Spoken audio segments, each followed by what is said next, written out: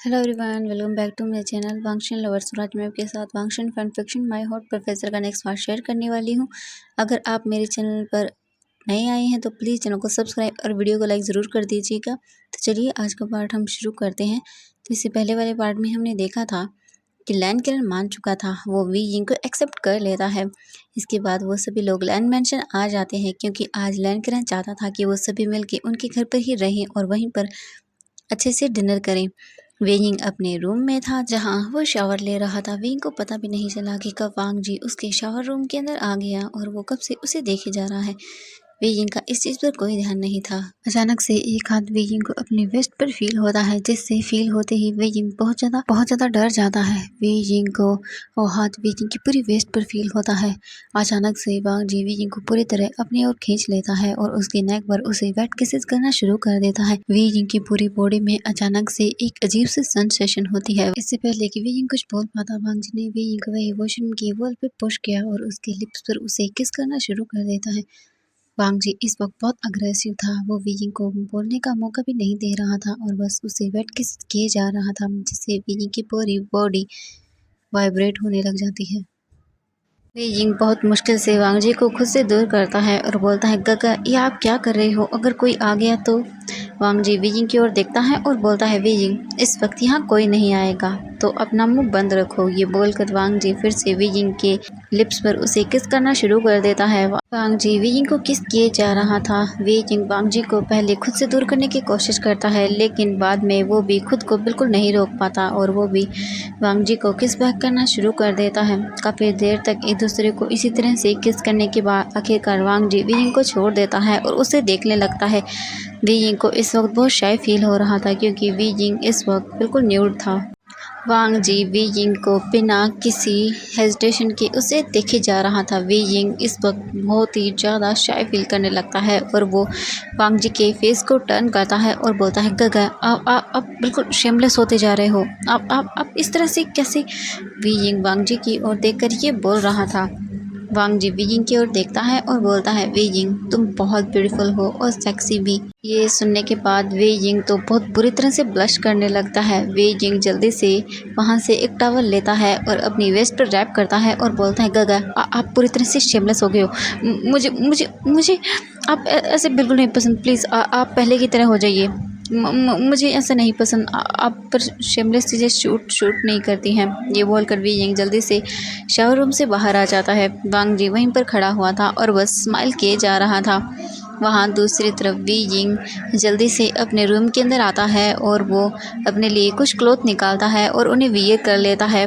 इसके बाद वो वहाँ से जल्दी से बाहर निकल जाता है। वांग जी वी यिंग के शावर रूम में ही खड़ा हुआ था। वो कुछ देर तक इसी तरह खड़े रहने के बाद आइज़ को ओपन करता है और फिर वो शावर लेता है। शावर लेने के बाद वो भी रूम में वापस आता है और वहाँ से कुछ कपड़े लेकर उन्हें वियर करता है और फिर वो भी रूम से बाहर निकल जाता है। वांग जी जब उस रूम से बाहर आया तब वो हॉल में जाता है तो देखता है कि सभी लोग अच्छे से रेडी हो चुके थे और वहाँ हॉल के अंदर बैठे हुए थे और एक दूसरे से बातें कर रहे थे।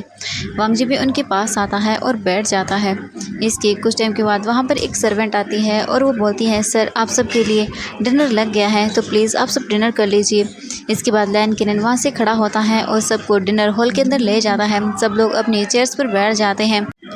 सभी लोग अपनी चेयर्स पर बैठे हुए थे। वी यिंग और वांग जी एक दूसरे के पास ही बैठे हुए थे। सभी लोग पीसफुली डिनर कर रहे थे, लेकिन अचानक से वांग जी को अपने थाइस पर किसी का हाथ फील होता है। वांग जी के हाथ से स्पून नीचे गिर जाती है। जैसे ही वांग जी के हाथों से वो स्पून नीचे गिरती है, सभी लोग वांग जी की ओर देखने लगे। वांग जी सभी की आईज अपने ऊपर फील कर सकता था। वो जल्दी से अपने फेस को ऊपर करता है और सबकी ओर देखने लगता है। तभी लैन से चैन जो वांग जी के पास ही बैठे हुए थे, वो वांग जी की ओर देखते हैं और बोलते हैं, वांग जी क्या हुआ, सब ठीक है। वांग जी जल्दी से अपने ब्रदर की ओर देखता है और बोलता है, हाँ कुछ नहीं हुआ, सब ठीक है। तभी वहाँ पर एक सर्वेंट आती है। वो जल्दी से उस स्पून को नीचे से पिक करती है और उसे वहाँ से ले जाती है और वांग जी को दूसरी स्पून दे देती है। वांग जी इस वक्त बहुत ही ज़्यादा एम्बेरसिंग फील करने लगता है। जेंग फेंग मैन वांग जी की ओर देखते हैं और बोलते हैं, बेटा सब ठीक तो है ना। वांग जी जल्दी से अपने फेस को ऊपर करता है और बोलता है, हाँ अंकल कुछ नहीं हुआ, मैं ठीक हूँ। तभी मैडम यू भी वांग जी की ओर देखती हैं और बोलती हैं, बेटा मुझे लगता है कोई प्रॉब्लम है शायद तुम्हें। नहीं तुम्हारा फेस बिल्कुल रेड हो गया है ना। वे जिंग भी वांग जी की ओर देखता है और बोलता है, हाँ काका क्या हुआ आपको, आपका फेस इतना रेड क्यों हो रहा है, प्लीज बताइए क्या कोई प्रॉब्लम है। वांग जी वीजिंग की ओर एक नैरो आई से देखता है, मानो वो उसे बोल रहा हो, वीजिंग तुम जो भी कर रहे हो उसे स्टॉप करो। लेकिन वीजिंग वांग जी की ओर बहुत ही नोटी आई से देखने लगता है। वीजिंग अपने मन में सोचता है, गगा ये आपकी पनिशमेंट है उस वक्त मुझे इस तरह से टीज करने के लिए। वांग जी बीजिंग की ओर देखे जा रहा था, मानो वो अपनी आई से ही बीजिंग को ये बोल रहा हो, बीजिंग स्टॉप टीजिंग मी वरना तुम्हें तुम्हारे इस हरकत पर बहुत ज़्यादा रिग्रेट होगा बीजिंग। लेकिन बीजिंग वांग जी की कोई बात नहीं सुनता। वो कंटिन्यूसली वांग जी की थाइस पर उसे रब करना और उससे पिंच करना जारी रखता है। वांग जी बहुत मुश्किल से अपने आप को होल्ड कर रहा था। इस वक्त वांग जी की बॉडी धीरे धीरे हॉट होना शुरू हो जाती है। वांग जी के ईयर्स पूरी तरह से डेड हो रहे थे। बीजिंग वांग जी अपने आप को इन सब चीज़ों से रिएक्ट करने से रोक रहा था, लेकिन वांग जी की बॉडी उसका साथ बिल्कुल नहीं दे रही थी। बीजिंग के एक सिंगल टच से वांग जी की बॉडी हॉट हुए जा रही थी। वांग जी अपने आप को बिल्कुल भी कंट्रोल नहीं कर पा रहा था और वहाँ पर जितने भी लोग थे वो सभी लोग ये सब चीज़ें देख रहे थे। तभी लैन क्रैन वांग जी की ओर देखता है और बोलता है, मुझे यकीन नहीं हो रहा कि मेरा नेफ्यू इतना शेमलेस हो सकता है। कोई इंसान कैसे बदल सकता है इतना। वांग जी जब ये सुनता है तब वो अपने फेस को नीचे कर लेता है, क्योंकि इस वक्त उसे बहुत ज़्यादा एम्बैरेसिंग फील हो रहा था, लेकिन वो कुछ भी नहीं कर सकता था। तभी जियांग फेंग मियान वेइजिंग की ओर देखते हैं और बोलते हैं, वेइजिंग मेरे सने लोगों टीज करना बंद करो। जैसे ही वेइजिंग ये सुनता है वो जल्दी से अपने हाथ को वांग जी की थाइस से दूर करता है और बोलता है, फादर मैंने क्या किया, मैं तो कुछ नहीं किया। जियांग फेंग मियान वेइजिंग की ओर देखते हैं और बोलते हैं, बेटा वेइजिंग जो तुम अभी कर रहे हो ना वो सब हमने करके छोड़ दिया है, और अगर तुमने दोबारा मेरे सनेलो को टीज किया तो वेइजिंग देख लेना मैं तुम्हें इसकी पनिशमेंट दूंगा। समझ आया तुम्हें या नहीं। अगर तुमने दोबारा से इस तरह की हरकतें की तो देख लेना वीजिंग, तुम्हें इसकी सजा मिलेगी और तुम वांग जी से बिल्कुल भी नहीं मिल पाओगे जब तक तुम्हारी वेडिंग नहीं होती। वीजिंग अपने फादर की ओर देखता है और बोलता है, लेकिन father. Chang Feng Man Weijing की ओर देखते हैं और बोलते हैं, वीजिंग वेडिंग से पहले इस तरह की कोई हरकतें नहीं होना चाहिए, तुम्हें समझ आया। वीजिंग अपने सिर को हाँ में हिला देता है। इसके बाद वो सभी लोग अपने डिनर को कंप्लीट करते हैं। इसके बाद वो सभी लोग हॉल में आकर बैठ जाते हैं और अपने पुराने टाइम की बातों को याद करते हुए एक दूसरे से बातें करने लगते हैं। बीजिंग भी वहीं पर बैठा हुआ था और वो भी सभी की बातें को सुन रहा था। उसे यकीन नहीं हो रहा था कि उसके मॉम डैड ने कॉलेज टाइम में इतनी सारी चीज़ें की हैं। उसे तो बिल्कुल यकीन नहीं हो रहा था कि ये उसके मॉम डैड ही हैं जो इतनी सारी चीज़ें कर चुके थे। उन्हें बिल्कुल भी यकीन नहीं हो रहा था। वहीं दूसरी तरफ वांग जी जो सोफे पर बैठा हुआ था वह कंटिन्यूसली बीजिंग को ही देखे जा रहा था। वांग जी अपने मन में बीजिंग को देखते हुए सोचता है, बीजिंग इसकी पनिशमेंट तो तुम्हें बराबर मिलेगी, मुझे इस तरह से सबके सामने टीज करने की। ये बोलकर वो बीजिंग की ओर देखने लगता है। कुछ देर तक उनकी बातें सुनने के बाद वांग जी अपनी जगह से खड़ा होता है और वो वहाँ से चला जाता है, अपने रूम में वापस आ जाता है। वहीं हॉल के अंदर वो सभी बैठकर बातें कर रहे थे कि उन्हें बीजिंग और वांग जी की वेडिंग को लेकर आगे क्या डिस्कस करना चाहिए। लैन किरेन बीजिंग की ओर देखता है और बोलता है, बेटा बीजिंग तुम क्या चाहते हो। बीजिंग लैन किरेन की ओर देखता है और बोलता है, अंकल मैं पहले अपनी स्टडी को कंप्लीट करना चाहता हूँ, उसके बाद ही मैं चाहता हूँ कि मैं और वांग जी एक दूसरे से वेडिंग कर लें। जियांग फेंग मियान बीजिंग की ओर देखते हैं और बोलते हैं, हाँ किरण मुझे भी यही सही लगता है। बीजिंग को पहले अपनी ग्रेजुएशन को कंप्लीट करना चाहिए। जैसे ही बीजिंग अपनी ग्रेजुएशन कंप्लीट करेगा हम बीजिंग और वांग जी दोनों की वेडिंग करवा देंगे। लैन किरण भी इस बात से अग्री कर जाता है। इसके बाद वो लोग वहीं पर बैठकर डिसाइड करते हैं कि उन्हें बीजिंग और वांग जी की पहले एंगेजमेंट करवा देनी चाहिए, ये उन दोनों के लिए सही होगा। बीजिंग भी इस बात से अग्री कर जाता है। लैन किरण उनकी ओर देखते हैं और बोलते हैं, ठीक है अगर आप लोग यही चाहते हैं तो मैं कल मॉर्निंग को वांग जी से बात करूँगा और एंगेजमेंट की डेट भी हम फिक्स कर लेंगे। इसके बाद सभी लोग इस बात पर अग्री कर जाते हैं। इसके बाद सभी लोग एक एक करके अपने रूम्स के अंदर चले जाते हैं। सभी लोग अपने रूम के अंदर आराम से पीसफुली जाकर सो जाते हैं। बेइजिंग भी वहीं टेबल पर जाकर बैठ जाता है। उसे बिल्कुल भी नींद नहीं आ रही थी। वो जल्दी से अपने हाथ में लैपटॉप को लेता है और उसमें कुछ चीज़ें देखना शुरू कर देता है। बीजिंग एक फ़नी और कॉमेडी मूवी को देख रहा था, लेकिन अचानक से बीजिंग का फ़ोन वाइब्रेट करने लगता है। बीजिंग जब फ़ोन को देखता है तब उसमें कोई भी नंबर नहीं था। बीजिंग जब ये देखता है तब वो थोड़ा सा शॉक हो जाता है, क्योंकि आज से पहले इस तरह की कॉल उसे नहीं आया था। वे जिंग जल्दी से फ़ोन को लेता है और उसे पिक करता है, लेकिन जैसे ही वे जिंग फ़ोन को पिक करता है उसे दूसरी ओर से कोई भी आवाज़ नहीं आती। वे जिंग काफ़ी देर तक इसी तरह कुछ देर तक बोलता है, लेकिन उसे कोई भी आवाज़ नहीं आती। इसके बाद वे जिंग फिर कॉल को कट कर देता है और उसे साइड में रख देता है। कुछ देर तक इसी तरह से मूवी को देखने के बाद वे जिंग को नींद आने लगती है। वे जिंग लैपटॉप को लेता है और उसे बंद करके वहीं टेबल पर रख देता है और आराम से ब्लैंकेट से खुद को कवर करता है और वो आराम से सोने की कोशिश करता है। लेकिन तभी फिर से उसका फ़ोन बजने लगता है। वे जिंग फिर से फ़ोन को लेता है और देखता है कि फिर से उसी अननोन नंबर से उसे कॉल आ रहा है और वहाँ पर कोई भी नंबर शो नहीं हो रहा। वे जिंग इस चीज़ से इरिटेट हो जाता है। वो जल्दी से फ़ोन को लेता है और बोलता है, कौन है? इस तरह से कॉल करके मुझे परेशान क्यों कर रहे हैं? अगर आपको बात ही नहीं करनी है तो फिर कॉल क्यों किया है? ये बोलकर वे जिंग फ़ोन को नीचे रख देता है और फिर से सो जाता है। अब हमें अगली मॉर्निंग का सीन दिखाया जाता है। वे जिंग पीसफुली अपने बेड पर सोया हुआ था, लेकिन अचानक से वे जिंग को फील होता है कि कुछ वेट सा उसके लिप्स को टच कर रहा है। वे जिंग धीरे धीरे अपने आइज़ को रोल करने लगता है, लेकिन वे जिंग को फिर भी अपने लिप्स पर उसे वेट सा फील होने लगता है। वे जिंग जब अचानक से अपने आइज़ को ओपन करता है तो वे जिंग के आंखों के सामने वांग जी था। वे जिंग इससे पहले कि कुछ बोल पाता, वांग जी वे जिंग को बेड पर पिन कर देता है और उसके लिप्स पर उसे किस करना शुरू कर देता है। वे जिंग को तो कुछ भी समझ नहीं आया, लेकिन उसे अपने लिप्स पर बस वांग जी के लिप्स फील हो रहे थे, जो कि उसे कंटिन्यूसली बाइट और सक किए जा रहे थे। अचानक से वी जिंग के डोर पर एक नॉक होता है, जिसे सुनने के बाद वी जिंग की आंखें बहुत बड़ी बड़ी हो जाती हैं। वी जिंग वांग जी को खुद से दूर करने की कोशिश करता है, लेकिन वांग जी इस बात को फिर से इग्नोर कर देता है और वो वी जिंग के हाथों को अपने हाथों से इंटरलॉक कर लेता है और उसकी फिंगर्स में अपने हाथों की फिंगर्स को दे देता है और उसे बेड पर इसी तरह पिन रखता है। वी जिंग कंटिन्यूसली वांग जी को खुद से दूर करने की कोशिश कर रहा था, लेकिन वांग जी वी जिंग से दूर नहीं हो रहा था। बार बार वी जिंग के डोर पर नॉक होते जा रहा था।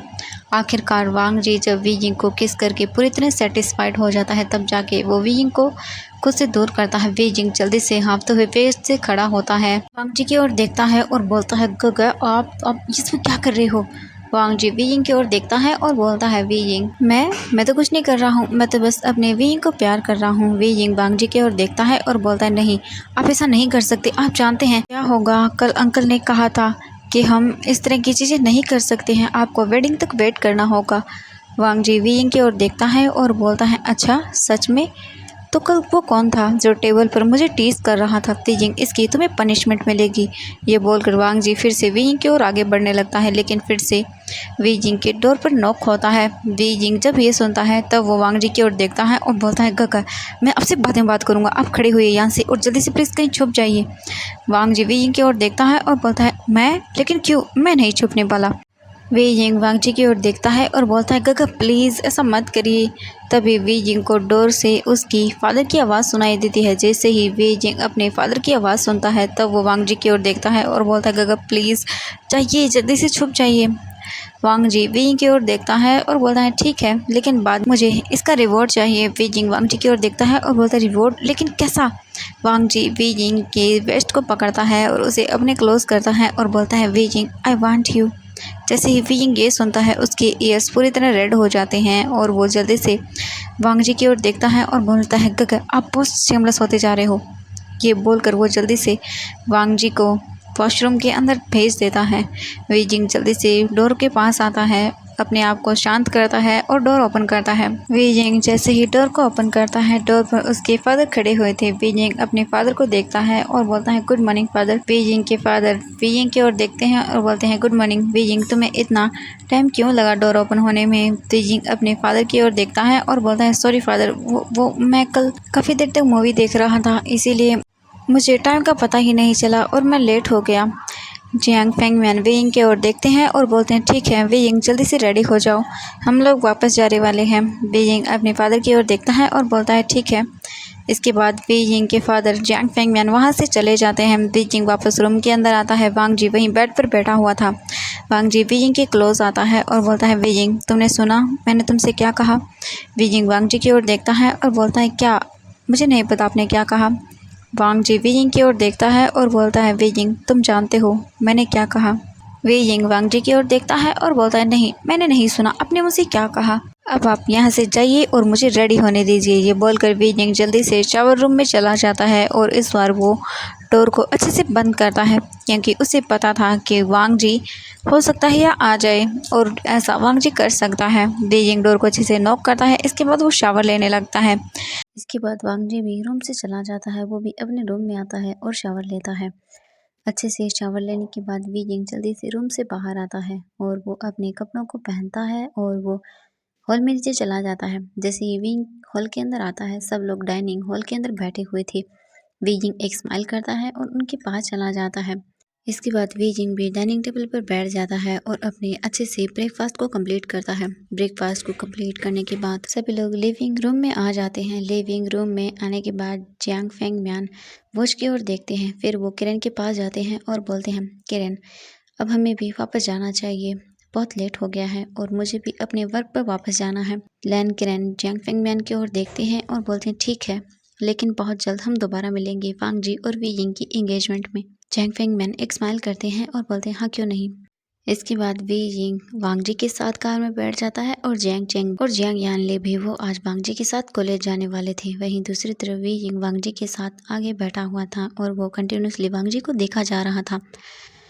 वी यिंग को यकीन नहीं हो रहा था कि कुछ ही टाइम के बाद वी यिंग और उसकी एंगेजमेंट हो जाएगी और उसके बाद वेडिंग। वी यिंग तो इमेजिन नहीं कर पा रहा था कि आखिरकार उसका ड्रीम पूरा हो रहा है, वो वांग जी से वेडिंग करने वाला है। सोचकर ही वी यिंग बहुत खुश हो जाता है। जियांग फेंग मैन और मैडम यू भी अपने घर वापस जाने के लिए निकल चुके थे। कुछ टाइम के बाद Wei Ying, Wangji, Jiang Yanli और जियांग चेंग तीनों ही अपने यूनिवर्सिटी वापस आ जाते हैं। वे यिंग जल्दी से कार से बाहर निकलता है और वांग जी भी। वे यिंग वांग जी के पास जाता है और बोलता है, थैंक यू गगा for dropping me there.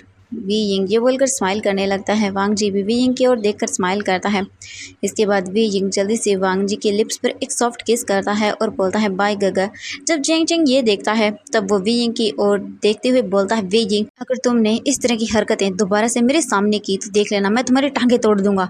Wei Ying Jiang Cheng की ओर देखता है और बोलता है, जियांग चेंग, मैं जानता हूँ तुम्हें मुझसे जेलस फील हो रहा है, क्योंकि मेरे पास इतना ब्यूटीफुल और हॉट हस्बैंड है। समझ में आया तुम्हें? जियांग चेंग ये सुनता है तब वो जल्दी से वी यिंग के पास जाता है, उसके सर पर टैप करता है और बोलता है, जेलस, और वो भी तुमसे? बिल्कुल नहीं, मैं तुमसे जेलस बिल्कुल भी नहीं हूँ, तुम्हें समझ आया वी यिंग? ये बोलकर वो दोनों लड़ने लगते हैं। इसी तरह जियांग यानली उन दोनों को लेकर वापस यूनिवर्सिटी के अंदर आ जाती है। वांग जी वी यिंग और जियांग चेंग को इस तरह लड़ते हुए देख रहा था। उसके फेस पर भी एक स्माइल आ जाती है और वो सोचता है, वी यिंग भले ही बड़ा हो गया है लेकिन बिल्कुल बच्चों जैसा है। तभी वांग जी का फोन रिंग करता है। वांग जी जब फोन को निकालता है तो फिर से एक अननोन नंबर से उसे कॉल आ रहा था। वांग जी कॉल पिक करता है और हेलो बोलता है, लेकिन उसे दूसरी ओर से कोई आवाज़ नहीं आती। वांग जी वापस फ़ोन रख देता है और फिर वो भी अपने ऑफिस रूम के अंदर चला जाता है। इसी तरह से टाइम स्किप हो जाता है। कुछ दिनों के बाद वी यिंग और वांग जी की इंगेजमेंट थी। अब वो दिन भी बहुत क्लोज आ गया था जब वांग जी और वी यिंग की इंगेजमेंट होने वाली थी। सभी लोग प्रिपरेशन कर रहे थे, हर एक पर्सन बिजी था, क्योंकि आज हमारे वी यिंग और वांग जी की इंगेजमेंट थी। सब लोग बहुत ज़्यादा खुश थे कि आखिरकार फाइनली इतनी मुसीबतों के बाद आखिरकार वी यिंग और वांग जी की फाइनली इंगेजमेंट होने जा रही है। तभी वांग जी एक रूम के अंदर बैठा हुआ था और उसने एक ब्लैक सूट पहना हुआ था जिसमें वो बहुत हैंडसम लग रहा था। फिर से उसका फ़ोन रिंग करने लगता है। वांग जी जब फ़ोन को चेक करता है तो एक अननोन नंबर था जहाँ पर कोई नंबर शो नहीं हो रहा था। वांग जी गुस्से में फ़ोन पिक करता है और बोलता है, अगर आपको बात नहीं करनी है तो आप बार बार मुझे कॉल करके परेशान क्यों कर रहे हो? अगर दोबारा आपने कॉल किया तो मैं पुलिस को फ़ोन कर दूंगा और सब कुछ बता दूंगा, फिर आपके साथ जो होगा उसका जिम्मेदार मैं नहीं होऊंगा। ये बोलकर वांग जी कॉल कट कर देता है। दूसरी ओर से एक लेडी स्माइल करते हुए बोलती है, वांग जी, तुमने ये ठीक नहीं किया, इसकी सज़ा तुम नहीं, तुम्हारा वो लिटिल फियोंसे भुगतेगा। ये बोलकर वो स्माइल करने लगती है और फ़ोन को रख देती है। बाय बाय एवरीवन, आज के लिए इतना ही, मिलते हैं नेक्स्ट पार्ट में। Thank you so much for watching video.